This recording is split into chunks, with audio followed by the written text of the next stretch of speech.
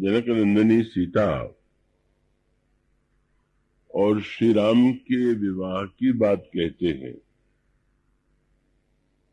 तो उसका तात्पर्य केवल इतना ही नहीं होता कि महाराज श्री दशरथ बहुत बड़ी बारात लेकर के मिथिला में गए और बड़े ही विधि विधान से विवाह संपन्न हुआ। यह तो उसका पक्ष है ही, और यह जो पक्ष है वो श्री रामचरितमानस के दर्शन के अनुकूल है। जैसे नदी के दो किनारे होते हैं, गोस्वामी जी ने कहा कि यह श्री राम की कथा जो है वह मानो सरजू की धारा है, और जैसे नदी के किनारे दो किनारे होते हैं इसी प्रकार से राम कथा के भी दो किनारे, और उनका नामकरण किया गया लोकमत और वेदमत। पंक्ति आप पढ़ेंगे प्रारंभ में ही रामायण की, जहां पर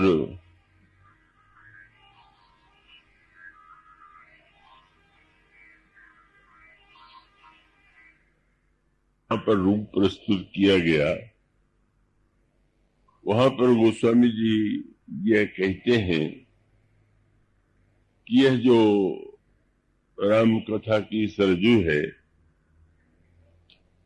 सरजू नाम सुमंगल मूला और लोक वेद मत मंजुल कूला। यह जो राम कथा की सरजू धारा है, लोकमत और वेद मत उसके दो किनारे,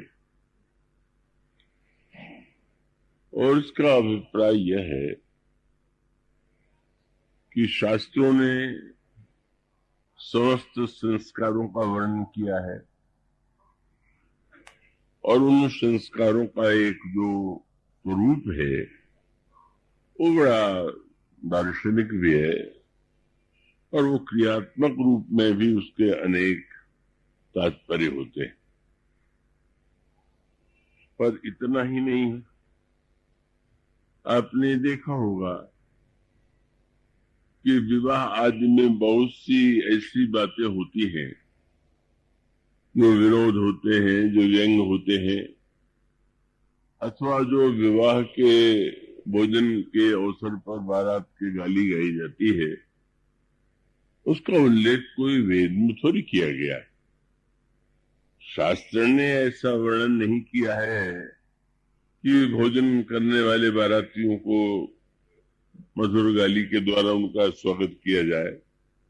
और ऐसे अनेक क्रियाकलाप हैं कि जो विवाह के मंडप में भी होते हैं, और मुख्यतः बाद में जो देवियां वहां होती हैं वे दूल्हे को उस विवाह के मंडप से भीतर ले जाती हैं, और कोहबर में जाकर के जो अनेक प्रकार के व्यंग्य विनोद होते हैं, क्योंकि वहां कोई ऋषि मुनि नहीं होता, कोई ज्येष्ठ कुल और परिवार का व्यक्ति नहीं होता, केवल वो देवियां ही होती, और युवतियों के बीच में दूल्हा बैठता है और फिर उसके साथ अनेक व्यंग्यात्मक बातें कही जाती।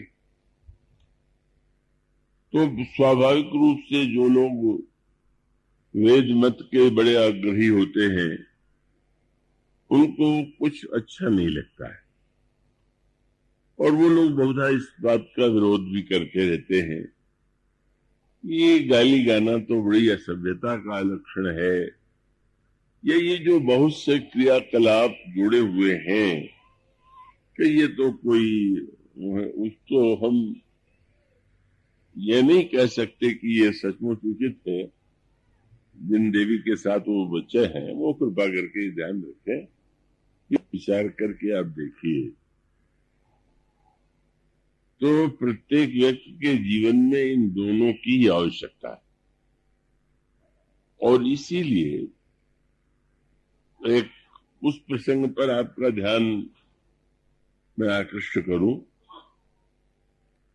क्योंकि इस विवाह की जो पद्धति है वो बड़ी अनोखे रूप में संपन्न हुई। मूलतः तो इस विवाह के मूल में स्वयंवर सभा या महाराज जनक के द्वारा की जाने वाली प्रतिज्ञा थी। भगवान शंकर का महान धनुष महाराज जनक के पास पूजा में है और महाराज जनक ने यह प्रतिज्ञा की है जो व्यक्ति इस धनुष को तोड़ने में समर्थ होगा उसी को मेरी पुत्री सीता उसका वर्ण करेंगी। और उसका बड़े विस्तार से गोस्वामी जी ने वर्णन किया। और वर्णन करने के बाद वह प्रसंग आता है जब धनुर्भंग हो गया, जयमाल भी हो गया, परशुराम जी महाराज भी अपना धनुष दे करके अर्पित करके चले गए। तब उसके पश्चात महाराज जनक महर्षि विश्वामित्र के सामने आते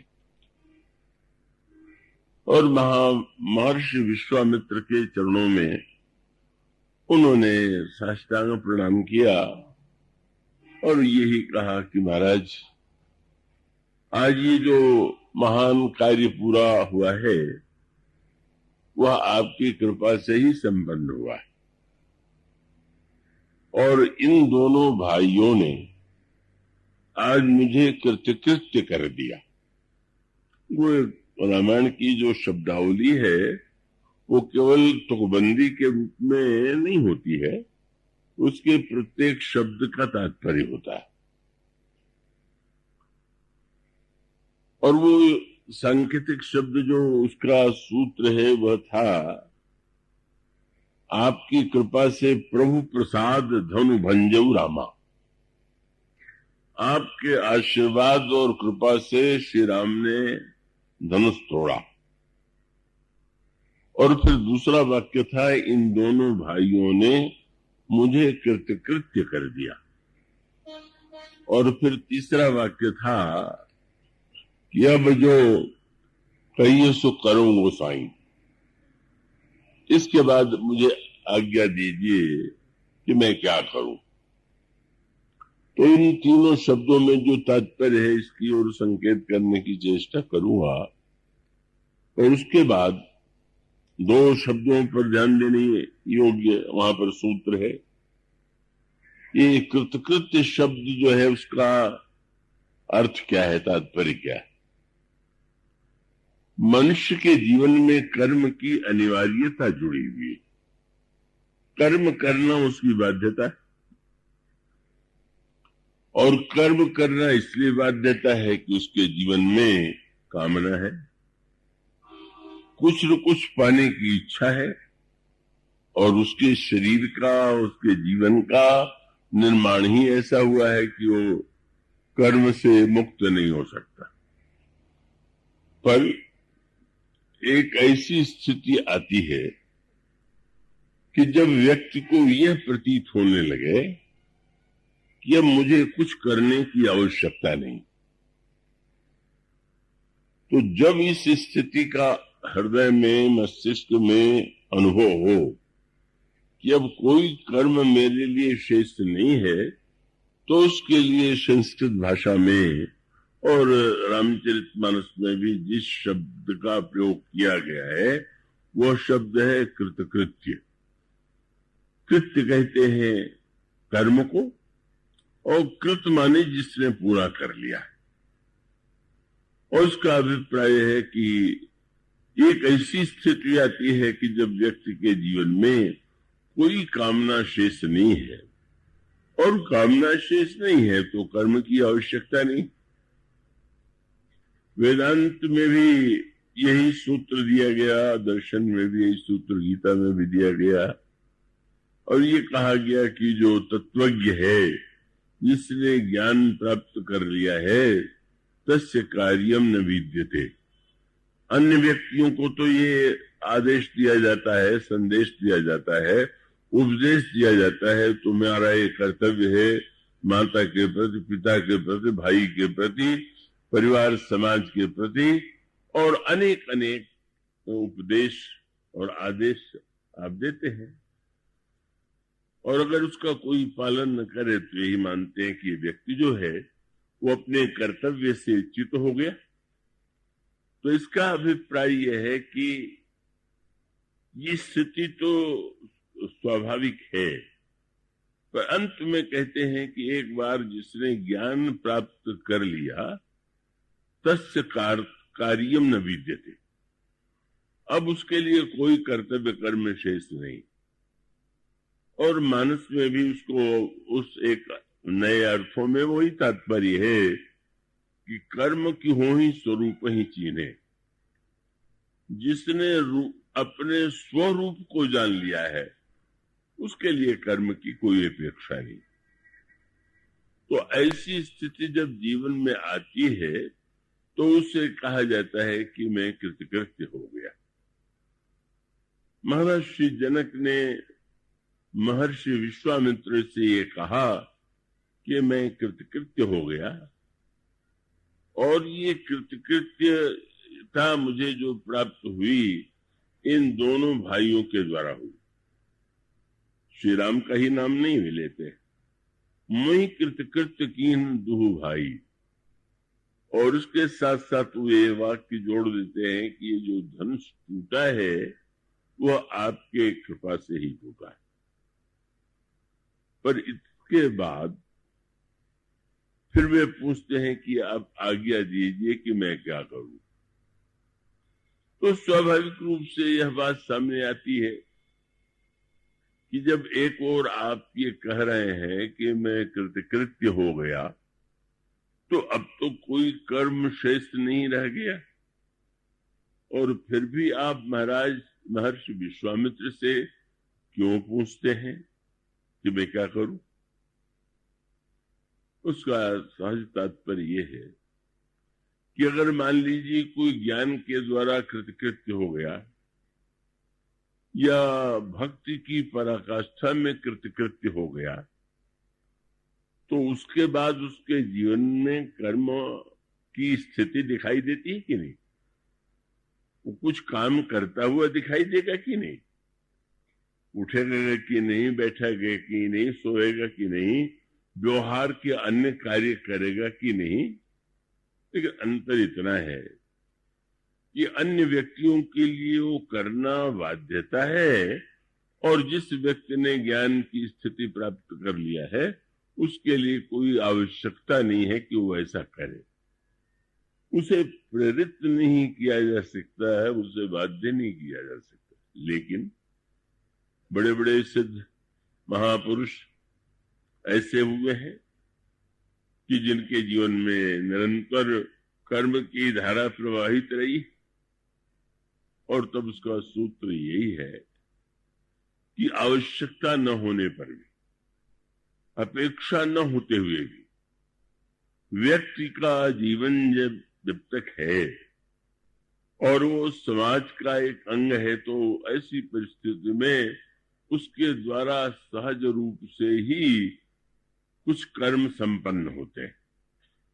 हम जैसे यूं कह लीजिए कि अब पंखे से जो हवा चलती है वो तो आपके इच्छा के द्वारा नियंत्रित है। आप जितना चाहें उसको घटा देते हैं, बढ़ा देते हैं।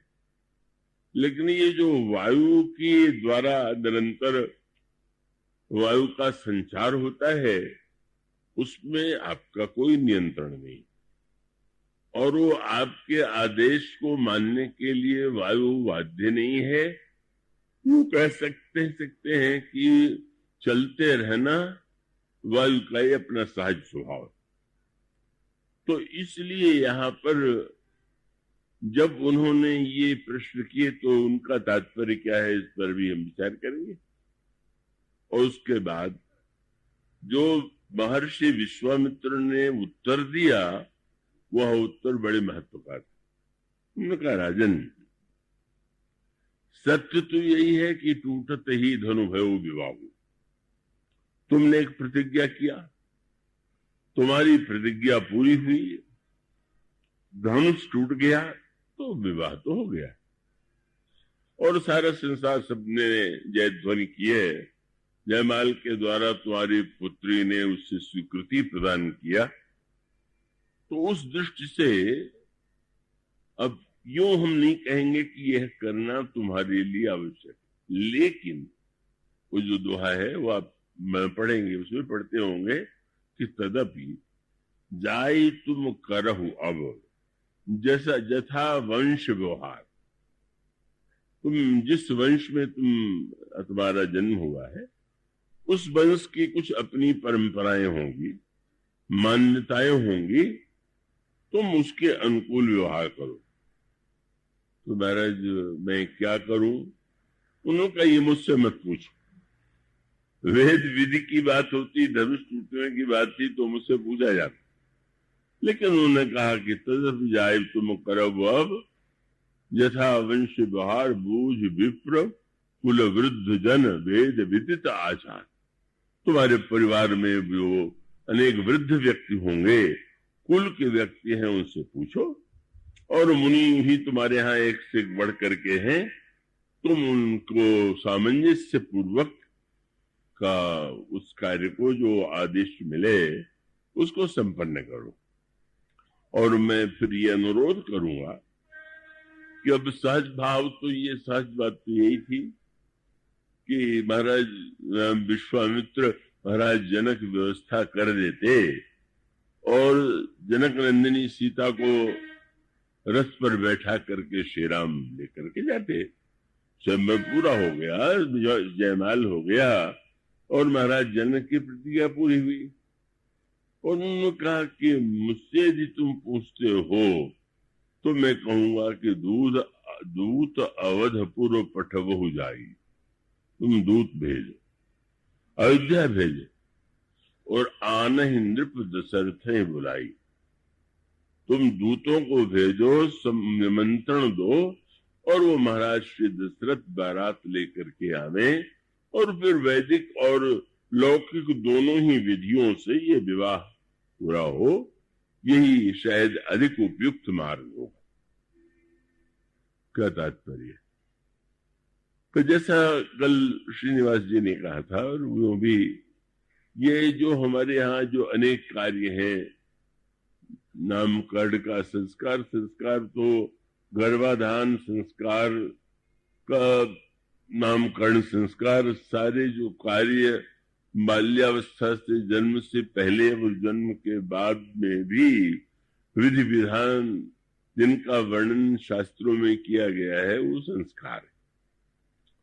तो उन संस्कारों में जैसा कि कल प्रारंभ किया गया था, विवाह का संस्कार और भी बड़े महत्व का है, क्योंकि वो बड़ा व्यापक है, दो कुलों को जोड़ने वाला है और उसके साथ साथ जो एक सृष्टि के सृजन की प्रक्रिया है उसका भी वो मूलभूत कारण है।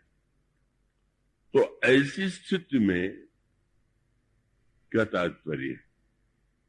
नहीं, आप जो विवाह अपने घरों में मनाते हैं उसमें आपको तो आनंद आता ही और आना ही चाहिए और ठीक ही है। लेकिन जब आप भगवान राम और श्री सीता जी के विवाह का वर्णन पढ़ें, सुने, गावें, तो उसको केवल मनोरंजन के अर्थों में ही नहीं लेना चाहिए। उस विवाह के पीछे जो अनेक दिव्य संस्कार और समाज के लिए, व्यक्ति के लिए प्रेरक सूत्र हैं, उन पर हमारा ध्यान जाना चाहिए।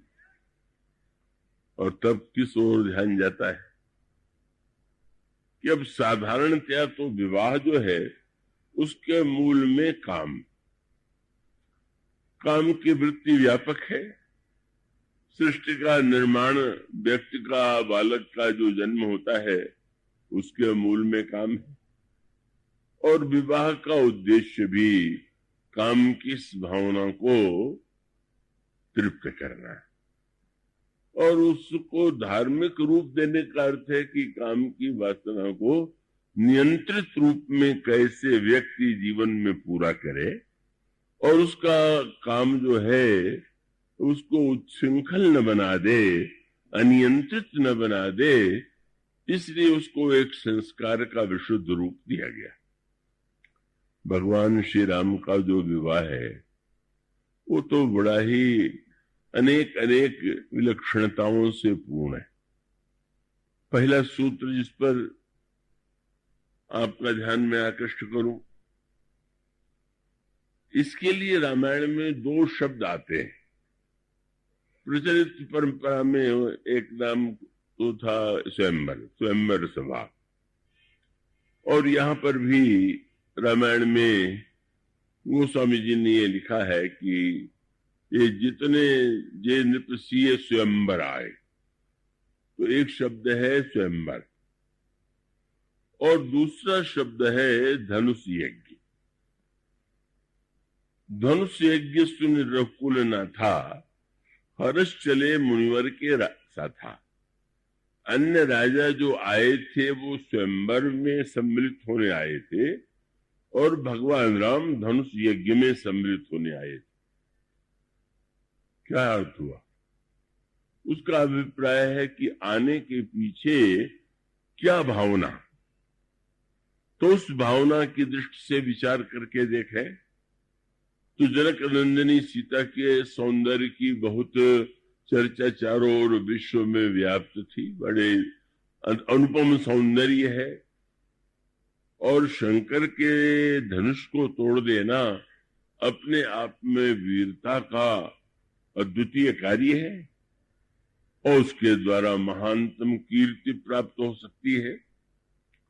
और अगर उसको दूसरे अर्थों में देखें तो सीता जी का परिचय एक दूसरे रूप में भी रामायण में दिया गया, आदि शक्ति जही जगो उपजाया।